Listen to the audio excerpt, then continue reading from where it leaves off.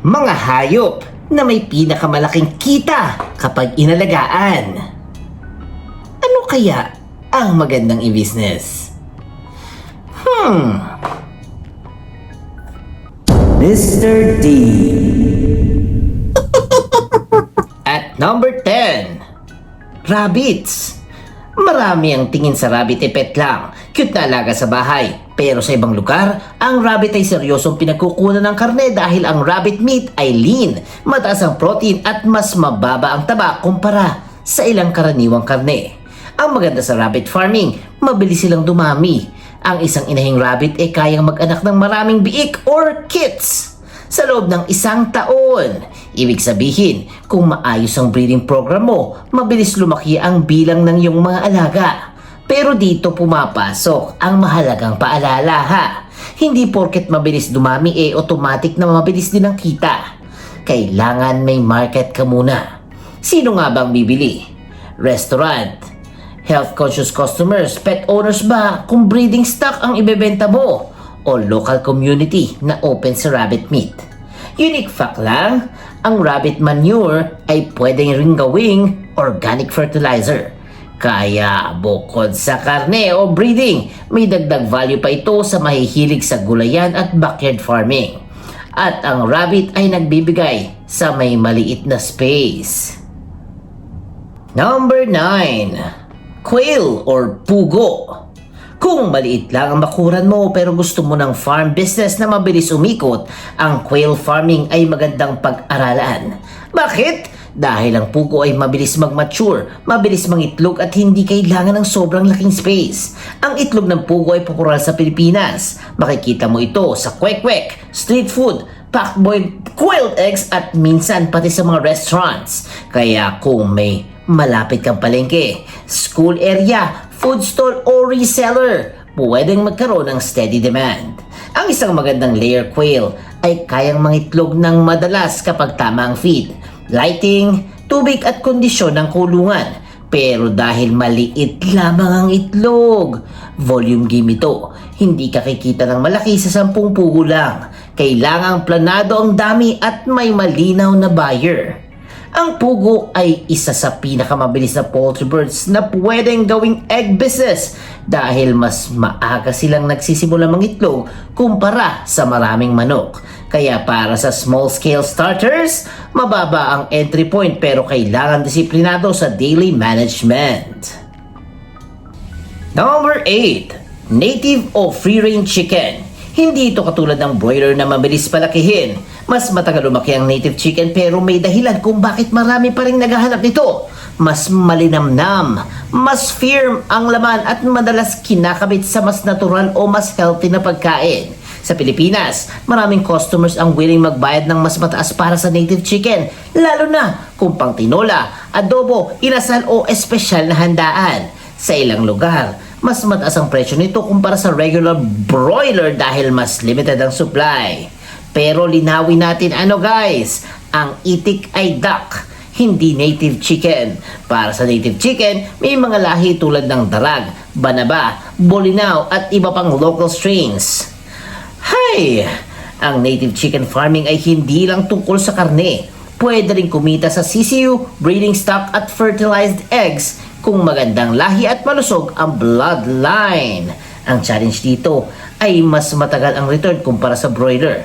Pero kung premium market ang target mo, native chicken can be a smart niche business. Number 7, kambing. Ang goat farming ay bagay sa maraming lugar sa Pilipinas dahil ang kambing ay kayang mabuhay sa damo, dahon at forage. Hindi ibig sabihin libre na ang gastos pero mas flexible sila kumpara sa ibang livestock pagdating sa pagkain. May dalawang pangunahing kita sa kambing, ang karne at gatas.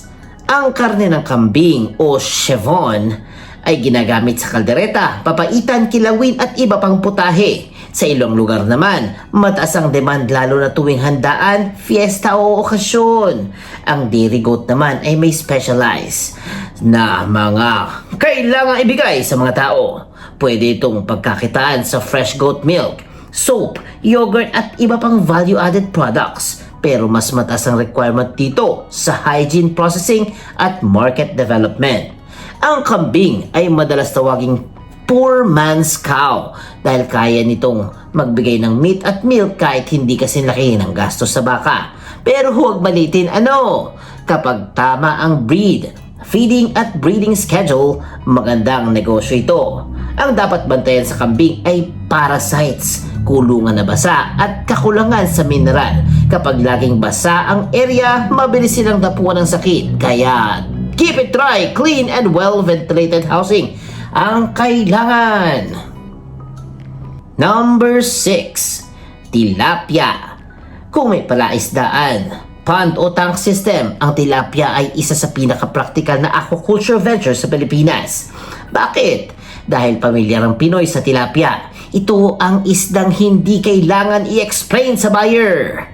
Alam ng tao kung paano ito lutuin.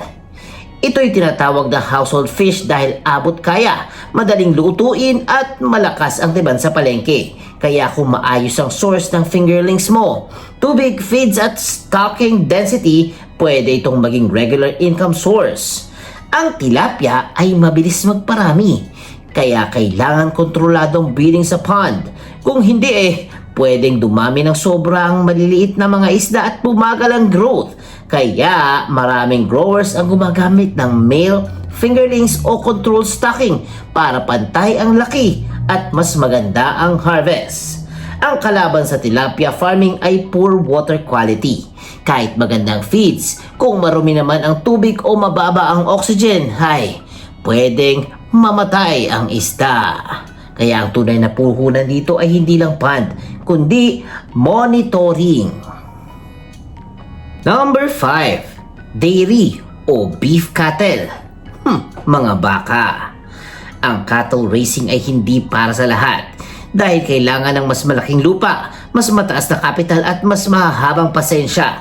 Pero kapag maayos ang setup, malakas ang demand sa beef at dairy products. Sa Pilipinas, imported pa rin ang malalaking bahagi ng ating dairy needs, kaya ang local dairy production ay may room to grow. Ayon sa recent reports, tumaas ang value ng dairy production at milk output sa bansa, kaya may signs na lumalakas ang sektor na ito. For beef cattle, ang kita ay madalas nanggagaling sa fattening. Bibili ka ng batang baka, aalagaan, papatabain at ibebenta kapag umabot sa target weight. Pero dito mahalaga ang feed cost, pasture, veterinary care at timing ng bentahan. Sa dairy side, hindi lang gatas ang produkto. Pwede rin gumawa ng cheese, yogurt, pastillas at iba pang value-added products. Mas mataas ang effort pero mas mataas din ang potential na margin kung may market. Ang cattle business ay pang long-term play. Hindi ito pang madali ang balikpuhunan. Pero sa may lupa at forage at training, pwede itong maging serious agricultural investment. Number 4. Pigs or baboy. Aminin natin, pork is everywhere. Halos bawat okasyon sa Pilipinas may pork dish. Kaya hindi nakakapagtaka kung bakit marami pa rin ang interesado sa swine business. May dalawang common na paraan dito, breeding at fattening. Sa breeding, mag-aalaga ka ng inahin para mag-produce ng biik. Sa fattening naman, bibili ka ng biik at papalakihin hanggang sa market weight. Ang live weight prices ay nagbabago depende sa lugar, supply, demand at sitwasyon ng industriya. May mga report na nagtatakda ng minimum farm gate price na nasa paligid ng 210 per kilo para suportahan ang hog raisers. Pero hindi ibig sabihin pare-pareho ito sa lahat ng area at pati na rin sa mga season. Unique fact, malakas ang kita sa baboy kapag tama ang feed conversion at mababa ang mortality. Pero malaki rin ang risk dahil sa mga sakit tulad ng African swine fever. Kaya sa swine business, biosecurity is not optional. Kailangan may foot bath, kontrolado ang visitors, malinis ang kulungan at hindi basta-basta nagpapapasok ng galing sa ibang farm. At number 3, ducks or itik. Ang duck farming sa Pilipinas ay malakas din dahil sa itlog. Ang duck eggs ang pangunahing sangkap ng balot, Penoy, salted eggs at iba pang products. Sa Sa Central Luzon, lalo na sa mga lugar na may rice fields at wetlands, matagal ng bahagi ng kabuhayan ang pag-aalaga ng itik. Ang maganda sa itik, mas matibay sila sa ilang kondisyon kumpara sa manok. Mahilig sila sa tubig, kaya bagay sa areas na may access sa palayan, kanal, pond o controlled water area. Pero kailangan pa rin ng proper housing, clean water at tamang feeds. Malaking bahagi ng duck egg production sa Pilipinas ay napupunta sa balut industry. Ibig sabihin, hindi lang simpleng itlog ang market nito. May buong street food economy sa likod nito. Mula duck raiser, balut maker, vendor, hanggang consumers sa gabi. Umiikot ang kabuhayan. At number 2, layer chickens. Kung gusto mo ng mas consistent na cash flow, layers ang isa sa pinaka-practical. Bakit? Dahil ang itlog dito ang produkto. Hindi tulad ng meat animals na hihintayin mo muna ang harvest. Ang layer hens ay pwedeng magbigay ng daily production kapag nasa laying stage na. Ang itlog ay basic food item sa Pilipinas. Pang-almusal, pang-ulam, pang-bakery, pang-karinderya, pang-sari-sari store at marami pang iba. Kahit maliit na community may demand sa itlog. Sa retail market, naglalaro ang presyo ng itlog depende sa size, lugar at supply. May mga panahon na nasa 8 pesos hanggang 10 pesos o higit pa per piece ang medium to large eggs sa ilang markets. Pero lagi itong nagbabago, kaya mahalaga ang price monitoring bago mag-scale. Sa layer business, hindi lang dami ng itlog ang basehan ng kita. Importante rin ang egg size, shell quality, feed efficiency at mortality rate. Minsan, ang maliit na improvement sa feed management ay malaking epekto sa kita. And at number 1, broiler chickens. Bakit broiler ang nasa taas? Dahil pagdating sa bilis ng ikot ng pera, broiler ang isa sa pinakapopular. Ito'y manok na pinapalaki para sa karne at sa tamang management, pwede itong umabot sa marketable size sa loob lamang ng 1 linggo. Kaya ito malakas sa Pilipinas dahil chicken meat ay abot kaya, madaling lutuin at laging may demand. Ang broiler business ay pwedeng backyard scale o commercial scale. May ibang nag-aalaga ng ilang daang ulo lamang, habang iba naman contract growing para sa malalaking companies. Ang advantage ng contract growing ay may mas stable na buyer, pero kailangang sundin ang standards ng integrator. Ang broiler farming ay parang race against time. Habang tumatagal ang alaga, tumataas ang feed cost, kaya ang goal ay hindi lang mapalaki ang manok, kundi mapalaki ito ng mabilis, healthy at efficient. Pero, warning lang to. Dahil mabilis ang cycle, mabilis din ang epekto ng maling desisyon katulad ng bilis ng salita ko.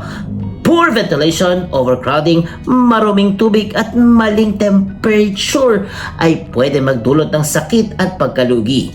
Kaya bago bumili ng CCU, siguraduhin mo ng ready ang housing, brooder feeds, tubig at market.